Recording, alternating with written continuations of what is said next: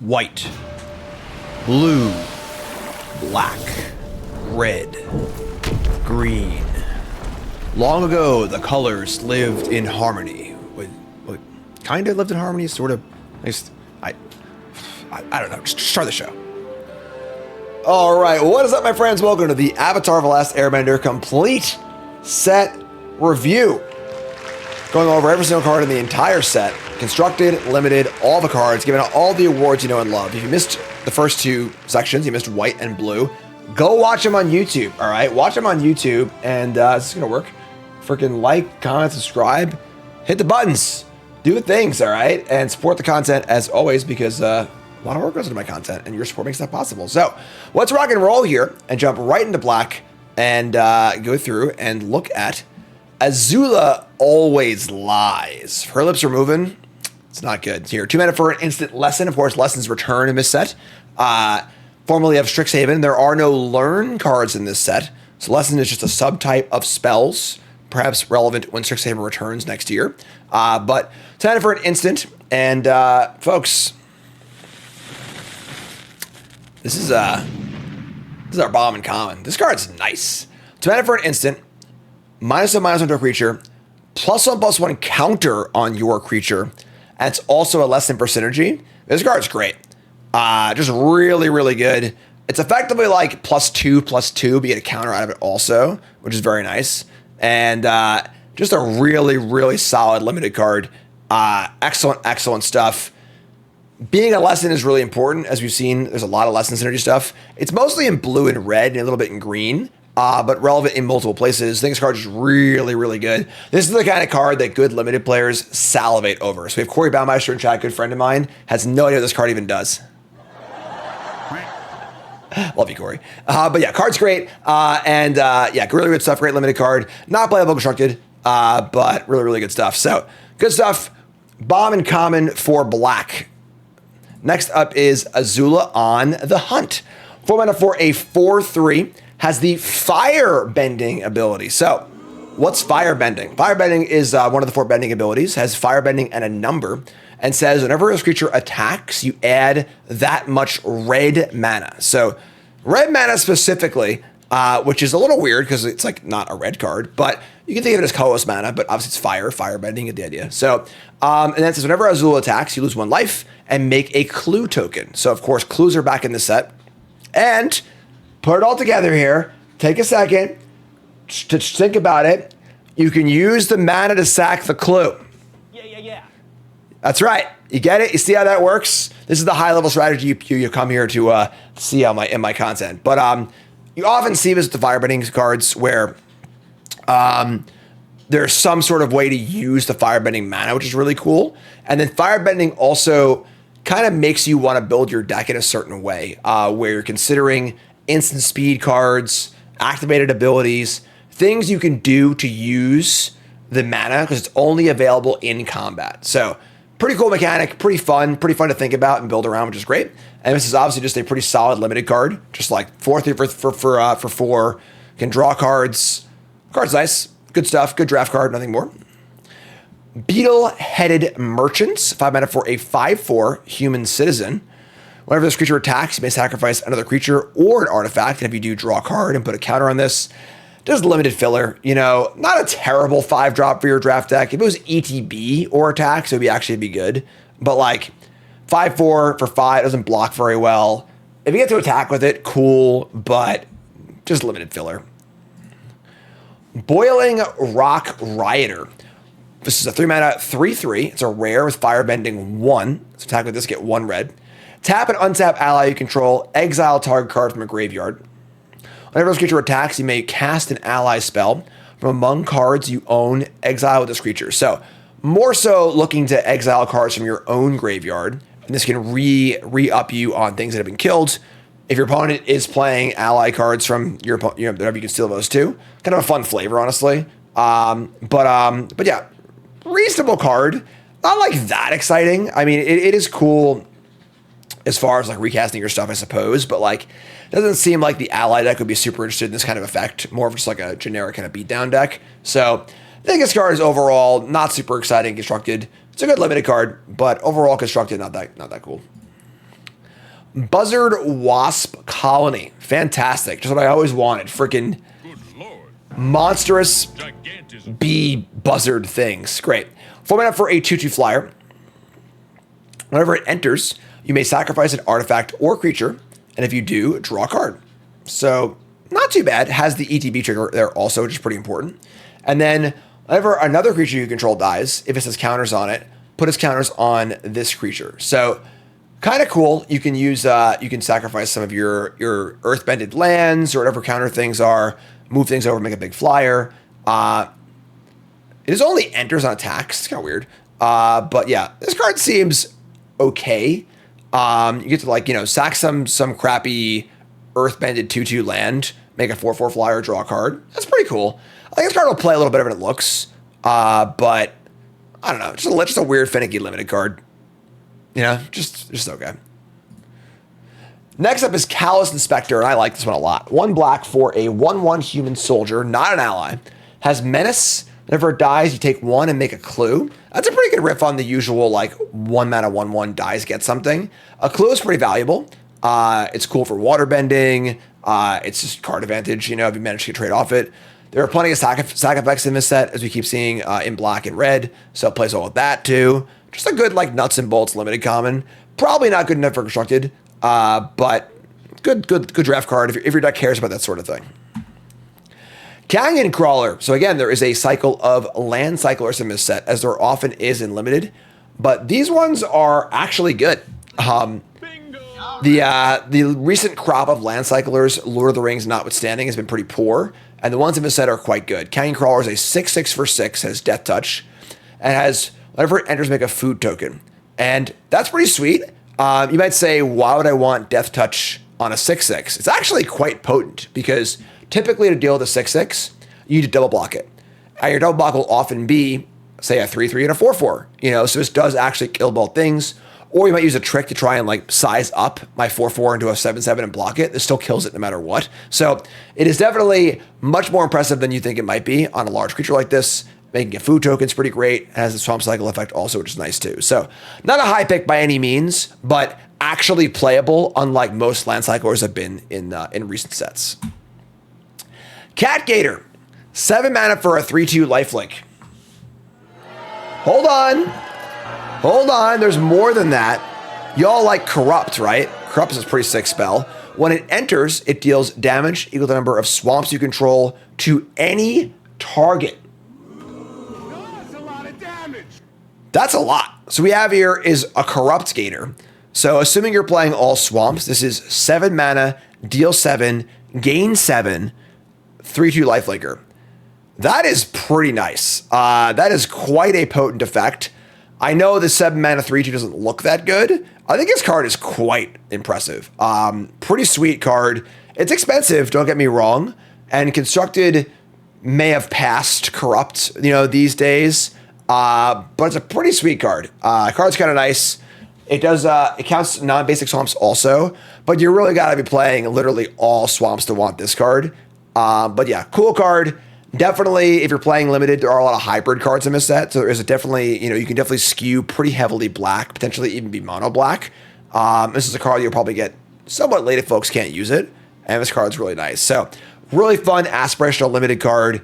I think outside shot constructed card, and just crikey, I don't know what to say. Big time reprint here, folks. Corrupt Court Official. I'm gonna take a look here. Hold on, and I'm gonna take a little scryfall look at a price check here. Corrupt Court Official was in Portal 3 Kingdoms. Oh, I'm sorry, it was also a Streets of New Capenna. Sorry, never mind. It was an expensive card in Portal 3 Kingdoms, but it was in New Capenna. So never mind. Sorry, my bad. I'm dumb. Could have picked a better spot. My bad. Anyway, it's Ravenous Rats, ETB, and discard a card. It's a human. It's not an ally, which is a little shocking. I think it was an ally, that'd be a lot better. But these cards are always good and limited. You know, sacrifice is universally a theme in basically every limited set, and these cards play really well with those cards. You know, 1 black, sack a creature to kill a creature. Cool. Well, I played this thing already. There's your card advantage, and so on and so forth. So, good draft card. You know how it works. We have plenty of these in standard already. It's not very exciting. Being a human is not that big of a deal either. So, I know it's a reprint. I get it. They could have just made a new one and made it an ally. All right, come on, folks. Jesus, come on. Help me out here, chat. Dai Li Indoctrination. 2 mana for a sorcery lesson. Choose one. Opponent reveals their hand. You choose a non-land permanent card and they discard it. Or Earthbend 2. That's not bad, honestly. 2 mana for a duress, like you know, whatever the card's called. Can't think of the card. 2 mana Thoughtseize, you know, is not good, but it's not the worst. And the extra pilfer, thank you. The extra impetus here is that it's a lesson for synergy.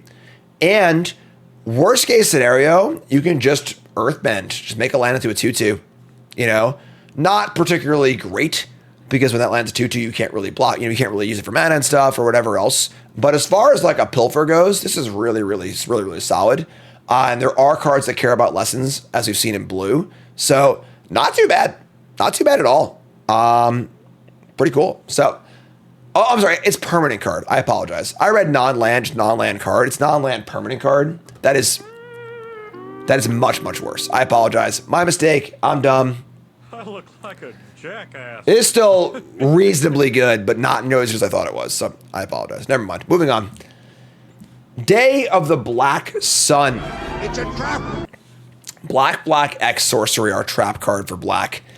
Each creature mana value XOS loses all abilities and then destroy those creatures. I don't think this card is bad. I think this is a pretty cool sideboard card. It is a pretty cool, you know, kind of anti-go wide card. But as far as like a, you know, a main deck, like this is my sweeper, this is my really powerful card I'm playing on pure rate, this card is just not very good. Hard to kill big things. It's hard to get good value off of what your exchange. They have a good 3-drop in play. I spent 5 mana to kill it. That kind of stinks, honestly. The lose all abilities clause is good against some things that are good against sweepers, like, you know, death triggers, but not good against others, like, you know, graveyard abilities or whatever else it might be. So this card looks really cool. You might think like Mythic Massacre or Toxic Deluge or whatever else, but I think this card's kind of stinky, honestly. Just not particularly amazing overall. It's playable sideboard card. It's a good limited card, but I think overall just not that exciting. So Day of Black Sun, trap card for black, cool art, but Next up, Deadly Precision. We see this card in literally every set. 1 black sorcery, sack creature, kill a creature, or you can pay 4 mana, or an artifact too. Card's good limited card. Nothing to really say about this. It's just in every set, and you know what it does. So, Epic Downfall, another reprint here. 2 mana for a sorcery, exile creature mana value 3 or greater. Not a bad card to have around, you know. If you're looking for an exile-based answer to certain creatures, this is a card with a purpose. Where this card comes to solve a certain problem. On pure rate, it's not good enough.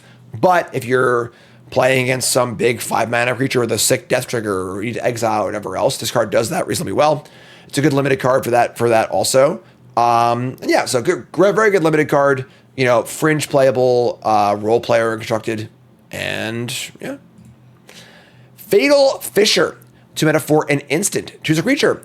When it dies this turn, you Earthbend 4. That's a lot. So Earthbend 4. Target land you control becomes a 0/0 with 4 counters on it. And when it dies or is exiled, it goes back to the battlefield as a land. 4 is a lot. You know, like if you are... Usually this kind of effect returns the creature for like an ETB, so you're trying to scam and stuff. This is just getting pure rate. You just like, you know, this thing dies, you get a 4/4. That being said, it is quite conditional. Yeah, I don't know. It's tough. If you're like doing something with the counters or with the land or the Earthbend or whatever, it's kind of cool. You know, sack my Ravenous Rat and then use this. But it's probably also like a little more finicky than it needs to be. But I don't know. 2 mana for a 4/4 is kind of cool. Maybe it's not good enough, but whatever. Fringe limited card. Fire Nation Drill. 4 mana for a 6/3 trample vehicle. When it enters, you may tap it, and when you do, destroy target creature, power 4 or less, which is pretty good.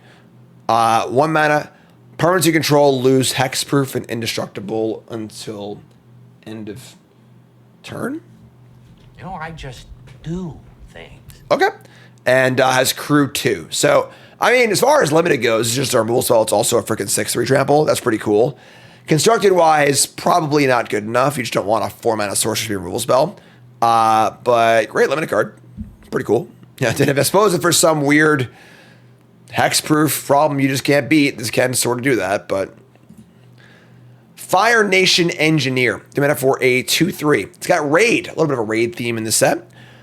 Beginning of your end step, if you attack this turn, put a counter on another creature you control or vehicle you control. It's a fine aggro card. You know, just like attack for 2 on turn 2, play this thing, bump my thing to 3. Not great, just like a fringe playable limited card, nothing more. I think I'd prefer it was a 3/2 or a 3/3, but I think at 2/3, it's, you know, it's okay. Fire Navy Trebuchet. 3 mana for a 0/4 Defender Reach. Whenever you attack, make a 2/1 colorless construct artifact token with flying named Ballistic Boulder. That's tapped and attacking. Sacrifice at the next end step. I love this card. I think this card's awesome. I think this card is really, really sweet in a sacrifice deck. It's a constant stream of fodder. Attacking for 2 in the air is also pretty reasonable too. It adds extra damage. It blocks well. It blocks well. Decent toughness. It's artifact. Card's great. I like it a lot. Card's really cool. Really cool to with sacrifice stuff. And yeah, card's quite nice. All right, next up we have Foggy Swamp Hunters. This is just like your limited filler common. 4 mana for a 3/4. You draw 2 more cards this turn. Lifelink and Menace. Just don't put this card in your deck. It's just a pretty bad card. Just like your typical 4 mana limited filler card. Foggy Swamp Visions. Black 1 sorcery. We got a rare here. Additional cost to cast this spell. Waterbend X. Exile X target creature cards from graveyards. For each creature card exiled this way, make a token that's a copy of it. And beginning of your next end step, sacrifice these tokens. This card's kind of sweet. This can return a lot of creatures from the graveyard. Now, they can't attack without some extra help, but there are creatures that give haste as well. And even just like ETB effects, right? Like bring back 3 Terror of the Peaks, you're dead. Cool. You know, so, and the fact that a lot of these creature graveyard decks often want to play cards like Town Greeter or self-mill creatures and so on and so forth. You can have crappers laying around to waterbend with. It's pretty sweet too. This card's nice. I think this card is sneakily very good. You play it for value. You know, you could also steal your opponent's stuff. Maybe they have a Quantum Riddler in the graveyard, whatever else it might be. And again, just if you have a creature that gives haste to all your stuff, which there are a number of in the format, that's quite potent, and that kind of breaks the symmetry here. So this card will almost assuredly be in 10 New Brews for sure. 10 New Brews, of course, happening next Wednesday. Hope to see you there, right? Hey, you're a real airbender. That's right. And but yeah, card's really, really cool. I think this card is pretty sick, and like it a lot. Really, really cool design. Much harder to do in limited, where like the relevance of creatures coming back is harder to build around. Maybe you don't have, haste effect or whatever else it might be. But yeah, this reminds me a bit of like Rally the Ancestors, Raise the Past, which can do some pretty gross things. This card's very, very nice. That's why it's our sleeper card. Horus Act, reprint. It's a good Doomblade, Pretty fun of a set where there's counters, obviously. It's cool to see, the counterplay of... The counterplay? The counterplay of, creatures with counters or not counters and so on and so forth. But yeah, good removal spell, great and limited, great constructed. It's a big deal, honestly. This is probably one of the better Doomblades available now, so good card, it does. Hog Monkey, 3 mana for a 3/2. Being in combat your turn, target creature you control with a counter on it gains Menace, and then you can exhaust 5 mana to put 2 counters in this. Just limited filler. It's okay. If you're playing some counter stuff, it's okay. Just like play it on 3. If it lives, it'll be a 5/4. Cool, but limited filler. Judy, one of many. So a legendary card with no legendary frame. Why is that? 2 mana for a 2/2. Pay a black, tap, and surveil 1. Create a token that's a copy of this creature, and then sacrifice an artifact or creature only as a sorcery. This card's really cool. Really, really cool design here, where this is a sacrifice outlet that makes a copy of itself. And you can sacrifice a clue and make another 2/2. And you can sacrifice 2 clues, make 2 more 2s. It's a really, really fun effect. Really, really cool flavor. And I think honestly pretty good. You can just sack your 1/1 into a clue and make a 2/2. Sack the clue, make it a 2/2. So kind of just like an engine of a sacrifice engine on a pretty decent rate also, just like a 2/2 for 2 that makes 2/2s. This card's great. It's probably too cute and not good enough for constructed. But I think this card is really, really cool and limited. Really, really fun for the sacrifice decks. Really fun build around. Awesome stuff. June, Bounty Hunter. It's meant for a 2/2, uncommon. June can't be blocked as long as you've drawn 2 more cards this turn. Pay 1, sack a creature, make a clue only during your turn. It's fine. Just a limited card, you know. Like, sure, you could sack a thing and make a clue and draw some cards and be unblockable, but like, it's just not that exciting. No part of this card is particularly exciting. And then the only during your turn clause is really rough too. So it's fine. Just limited 2-drop. It's fine. Nothing more. Ko, the Face Stealer. 6 mana for a Mythic 6/6. When it enters, exile up to 1 other target creature, which is quite potent. Whenever another non-token creature you control dies, just dies, you can exile it. You can pay 1 life, choose a creature card, exile with this, and it has all the activated and triggered abilities of the last chosen card. So very creepy, very, very creepy for sure. Pretty potent card. Like, in limited, it's just a 6/6 for 6 that eats an opponent's creature, which is insane.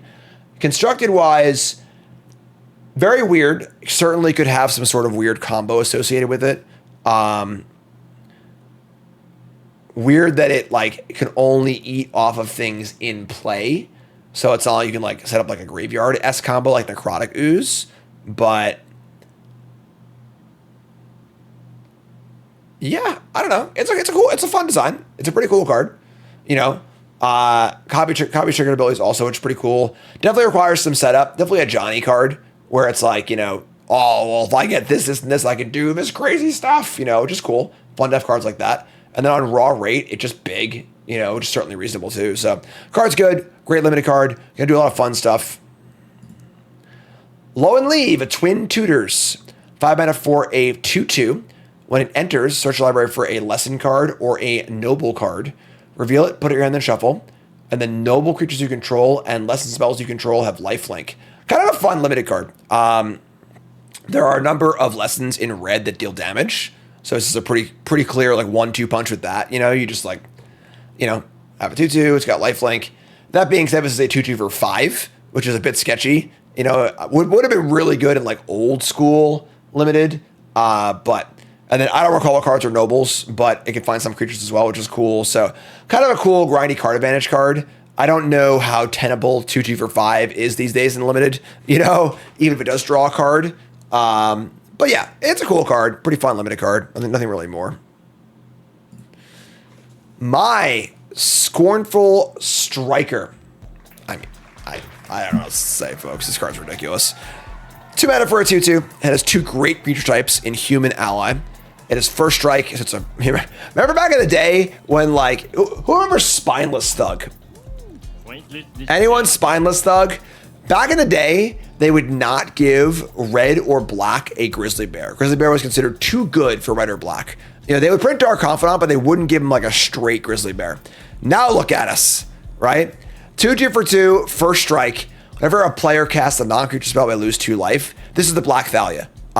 This card is ridiculous. Gonna see play in every format. You know, it's the Black Thalia. I don't know what to say. Like, it's perfect. It's a human. Honestly, plays really well with Thalia. Imagine like a Modern or Pioneer deck that just has like 4 Thalia and 4 Viscard and just playing all creatures. Pretty awesome. Card's ridiculous. It's really, really good. Everything that poor Campbell ever wanted to be. just a really, really good card. Nothing else to say. Card's excellent. In limited, the card's just great as a 2/2 first striking ally for 2. But yeah, Cube, Vintage, Legacy, Modern. Get your copies now. Card's ridiculous. Just best in show, not remotely close. Just really, really, really good. Merchant of Many Hats. 2 mana for a 2/2. A little more modest card here. Human Peasant Ally. This is your typical limited card, 2/2 for 2. Returns to the graveyard for 3. You got to guard your draft deck. Your black draft deck will want one of these, at minimum. I think playing 2 is like not great, but nice mana sink late in the game. Nice way to fill up your stuff. But yeah, otherwise just limited fodder. The card does. Northern Air Temple. This is the black entry into the shrines. It's a very good one. 1 black for a shrine. EDB, drain for your shrines. And whenever a shrine enters, drain for 1. I mean, this is a really good enabler. Just being a 1 mana shrine for your other shrines is a really, really big deal. There are a lot of shrines these days. Shrines have been, like 4 sets at this point? So there are a number of shrines. I'm sure I'll build a fun, freshly brewed historic deck around shrines. But, Pioneer, Historic, etc., etc. In Standard, there's only the 5 in this set, I believe. I could be wrong, but... and this is a really good enabler for that because it is quite potent. It's kind of cute with, like, Nurturing Pixie and stuff, but, like, probably not good enough. But if you're looking to play shrines in any possible capacity, this is a really, really good enabler for that. And that's really it. That's all there is to say about it. Obsessive Pursuit. 2 mana for an enchantment. Whenever it enters at the beginning of your upkeep, lose a life and make a clue. So kind of Phyrexian Arena-esque. Whenever you attack, you put X counters on an attacking creature, where X is the number of permanents you sacrifice this turn. And if it's 3 or greater, it gains lifelink. So kind of similar to Prof's Eidetic Memory. Definitely not as good, but similar sort of idea, where it's like a card advantage kind of engine a little bit. Not really an engine. I guess it does actually do it every turn, but kind of a card advantage engine that can also size up a creature. Getting lifelink to gain back your life that you lose is pretty cool too. It is pretty cool in a sacrifice deck, if you have other ways to sacrifice things. It does play with fetch lands in like older formats. Probably not good enough there, but yeah, pretty cool card. My instinct tells me the juice isn't worth the squeeze here, but it is reasonably potent if clunky. Ozai's Cruelty. Man, Blighting is back. Holy crap. Okay. 2 mana for a sorcery lesson. Mind Rot, and they take 2. So not quite Blighting. Blighting was 3. Blighting was a format-defining card, but that was also more due to Bloodbraid Elf than Blighting, I think.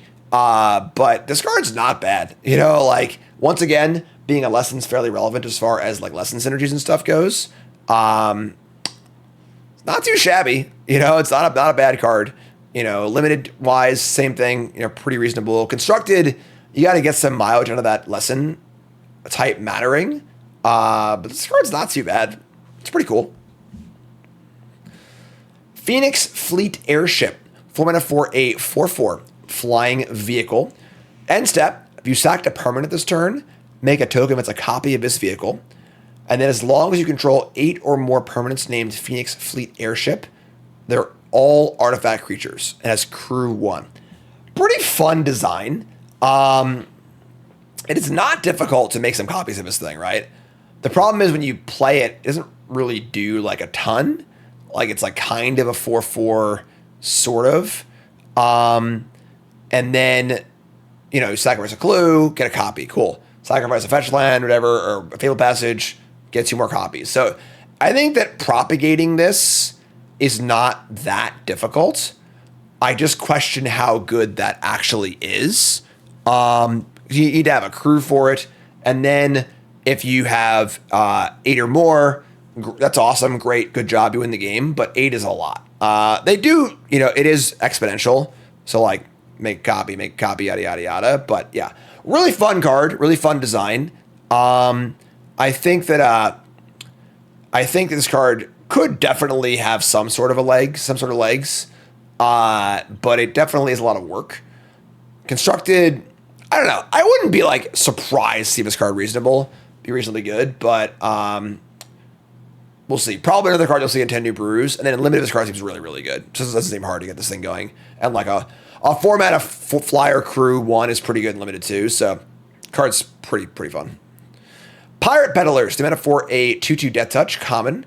Sacrifice another permanent and put a counter on this creature. It's just your limited filler card. You know, just like we saw the 3-mana 2/2 in white that like gets counters for allies. Same idea. You know, if this works well in your draft deck, you'll play it. You're not clamoring for it. You're not taking it super high, but it's certainly playable in the right draft deck.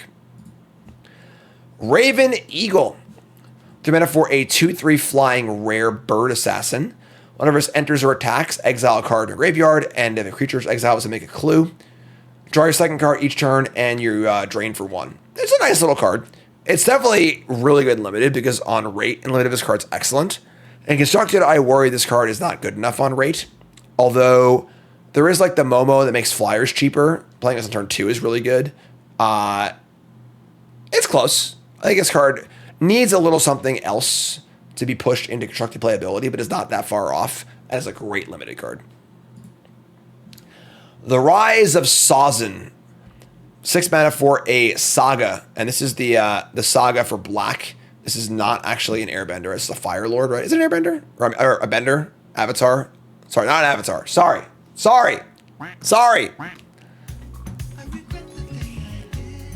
Chapter 1, destroy all creatures. Swing and a miss. I'm sorry. Listen, I had some good hits before, right? Sozin, sorry. Not I got that it wasn't an Avatar. It just took me a second to get there. So, draw creatures, and then chapter 2 is choose a card name. Just cranial extraction your opponent. People love cranial extractions. And then chapter 3, flip it over into Fire Lord Sozin. 5/5 Menace Firebending 3. When deals combat damage to a player, you may pay X. When you do, put any number of target creature cards, mana value X or less, from that player's graveyard onto the battlefield under your control. So, pretty powerful effect on the backside, but it's a creature that has to flip and then also hit, and your opponent sees it coming from a mile away. So, I think this card's pretty meh. You know, it's a cool commander card. It's a cool, like, big flavorful card. And then it is also, you know, a great limited card as a Wrath. It's also a creature, which is cool. But, you know, overall, just not that exciting, I don't think. And yes, there is an end to combat step, but it's true. Ruinous Waterbending. Black, 1 sorcery lesson.